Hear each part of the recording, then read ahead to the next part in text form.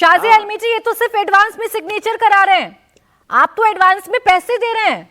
महिलाएं इकट्ठा हो गई आपके नेता के घर के बाहर, मेरे सहयोगी वहां पर पहुंचे थे। जो पैकेट्स हैं उसमें कुछ कुछ पैम्पलेट्स हैं, कुछ कागजात हैं और 1100 रुपए का एक पैकेट भी है।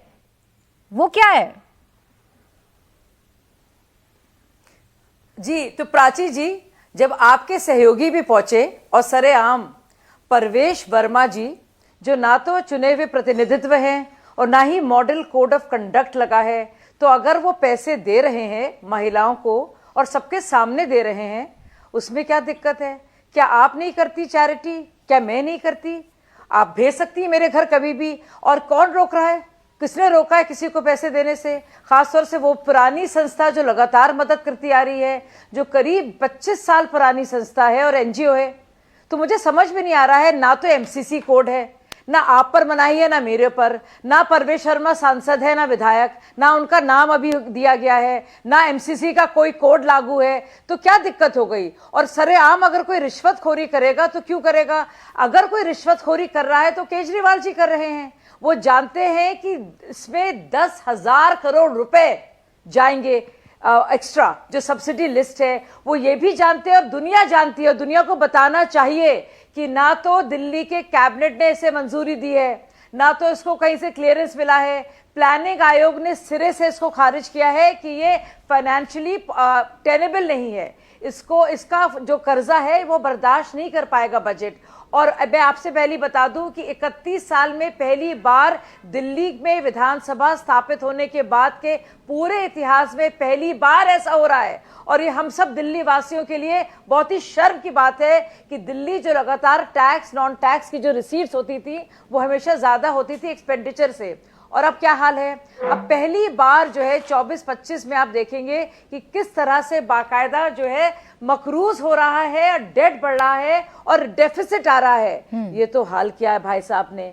अब दूसरी बात, आप सुरक्षा कवच दे रहे हैं, संजीवनी योजना दे रहे हैं, आयुष्मान योजना को मना कर रहे हैं, वो देने नहीं दे रहे हैं। मतलब दिल्ली के नागरिकों के लिए ऐसी नफरत और ऐसी फिक्र की कमी। और वो इंसान जो कोविड के दौरान जो सबसे खराब वक्त था, अपने लिए 50 करोड़ रुपए के सुनहरे और सोने के गोल्ड प्लेटेड कमोड, शौच के, नहीं मुझे खत्म करना, आपने बहुत वक्त दिया, मैं एक एक करके बयान करना चाहती हूँ। और मैं पुरजोर तरीके से इनके खोखलेपन को और इनकी बदमाशी को और उनकी शरारत को और इश्तिहार की बात कर रहे हैं। भाई साहब राजेश जी, आपने तो चीफ सेक्रेटरी को बुलाकर घर में मारा पीटा है। देश के इतिहास में ऐसा नहीं हुआ। जो शाजिया जी, मेरे दो सवाल हैं आपसे। शाजिया जी, आप लोग आपस में आरोप प्रत्यारोप करते रहिएगा, लेकिन ये कैश को लेकर मेरे आपसे दो सवाल हैं। शाजिया जी, उन सवालों का जवाब दे दीजिए, उन सवालों का जवाब दे दीजिए शाजिया जी। उसके बाद राजेश जी के पास जाऊंगी। मैं आप ही के पास हूं, मैं कहीं नहीं जा रही शाजिया जी, मैं आप ही से सवाल कर रही हूँ। आपको भी पूरा उतना ही लंबा वक्त दूंगी मैं आपको जितना मैंने राजेश गुप्ता जी को दिया है। एक सवाल मेरा ये, आप करिए चैरिटी, अच्छी बात है, आप पीड़ित शोषित या गरीब महिलाओं की आप हेल्प करना चाह रहे हैं, लेकिन प्रवेश वर्मा तो सांसद भी थे, तो क्या तब हेल्प की जा सकती थी? और सिर्फ कैश क्यों, आप लोग तो डायरेक्ट पेमेंट पे यकीन करते हैं ना, आप लोग तो डिजिटल भारत की बात करते हैं, यहाँ तो आप कैश दे रहे हैं। तब भी हो रही थी प्राची जी, तब भी हो रही थी प्राची जी। मैं तफसील से इसका जवाब दे दूं आपको, मैंने हालांकि दिया है, आप कह रही नहीं दिया। प्रवेश वर्मा जी और उनके पिताजी की जो एनजीओ है खुले आम लगातार हर एक मौके पर पैसे भी देती है और हर तरह से हेल्प भी करती है। और खुले आम, आप खुद ही कह रही हैं आपके सहयोगी मौजूद हैं, आप खुद ही कह रही हैं कि वो सांसद नहीं है, अभी तो उनका नाम भी नहीं हुआ है, सामने नहीं आया है कि वो लड़ेंगे चुनाव की नहीं लड़ेंगे, कोई ऑफिशियल लिस्ट में नहीं है। तो आप दे सकती हैं, मैं दे सकती हूँ, परवेश वर्मा क्यों नहीं दे सकते?